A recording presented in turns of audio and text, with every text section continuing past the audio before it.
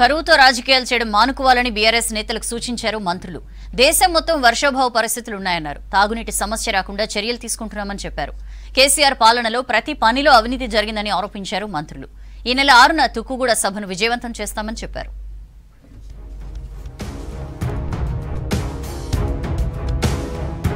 హైదరాబాద్ జూబ్లీహిల్స్ లోని తన నివాసంలో మెదక్ లోక్సభ నియోజకవర్గ ముఖ్య నేతలతో సమావేశమయ్యారు సీఎం రేవంత్ రెడ్డి. మంత్రి దామోదర రాజనరసింహతో పాటు మెదక్ ఎంపీ అభ్యర్థి నీలం మధు, జిల్లాకు చెందిన ఎమ్మెల్యేలు పాల్గొన్నారు.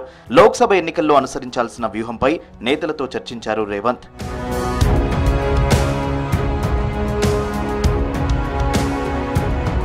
6 గ్యారంటీల అమలుతో కాంగ్రెస్ ప్రభుత్వంపై ప్రజలకు నమ్మకం కలిగిందన్నారు మంత్రి Konda Surekha. Liquor case, phone tapping BRS ను వెంటాడుతున్నాయని చెప్పారు. పటాన్చెరు మండలం చిట్కుల్ కాంగ్రెస్ కార్యకర్తల సమావేశంలో పాల్గొన్నారు మంత్రి సురేఖ. మెదక్ ఎంపీగా నీలం మధును గెలిపించి సీఎం రేవంత్ కు గిఫ్ట్ ఇవ్వాలని పిలుపు ఇచ్చారు.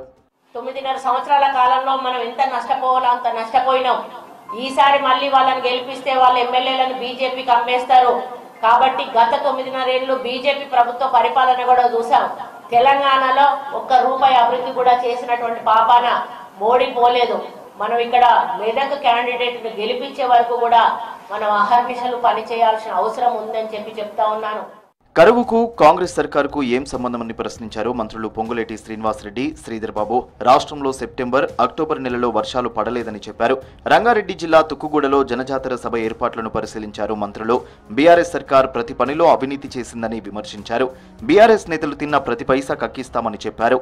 దోచుకున్న ప్రతి వారిని ప్రతి పైసాతో సహా ఈ రాష్ట్ర ప్రభుత్వం కక్కించి పేదవాడికి ఇవ్వాలన్నదే ఈ ప్రభుత్వం యొక్క లక్ష్యం. నిన్న మొన్న చూసాం, మళ్ళీ ఎన్నికలు వచ్చాయనేసరికి ఏదైతే ఏ రకంగా అవాకులు చవాకులు పెడుతున్నారో, కాంగ్రెస్ వచ్చింది కరువు వచ్చింది అంటారు.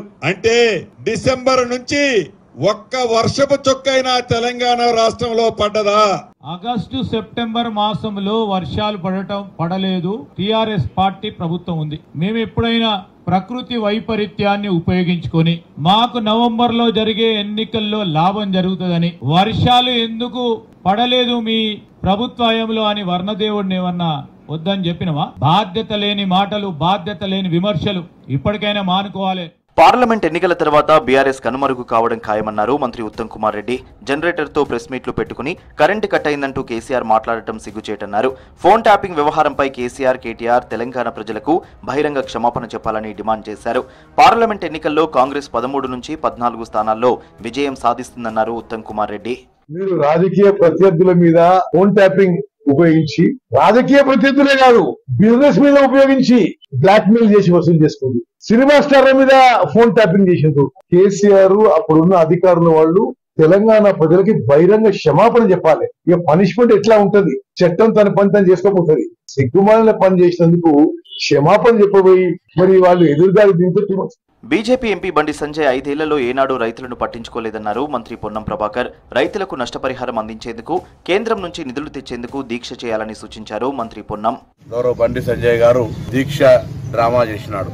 5 సంవత్సరాల నియోజకవర్గ ప్రజలకు రైతులు ఇబ్బందుల్లో ఉండి కళ్ళల్లో చనిపోయినాడు పట్టించుకోని ఆయనే ఇప్పుడు రైతుల మీద ముసలి కన్నీరు గారుస్తున్నాడు. మొన్నటి దాకా రాముని పేరు మీద, అక్షింతల పేరు మీద రాజకీయం చేశారు. 6 గ్యారెంటీలు అమలు చేయలే, 6 ఎమ్మెల్యేలు కూడా ఉండాలని చెప్తా ఉన్నాడు. ఒకసారి కాంగ్రెస్ ఎమ్మెల్యేలను టచ్ చేసి చూడండి. అదేవిధంగా ప్రభుత్వాలు కూర్చోవడం మీకు అలవాటే, కానీ తెలంగాణలో ఉన్నటువంటి ప్రజల ప్రభుత్వాన్ని కూర్చోలేరు. మంత్రి తుమ్మల నాగేశ్వరరావుతో భేటీ అయ్యారు క్లైమేట్ సైన్స్ యుఎస్ కంపెనీ ప్రతినిధులు. పునరుత్పాదక వ్యవసాయంపై ప్రాజెక్టు ప్రెజెంటేషన్ ఇచ్చారు.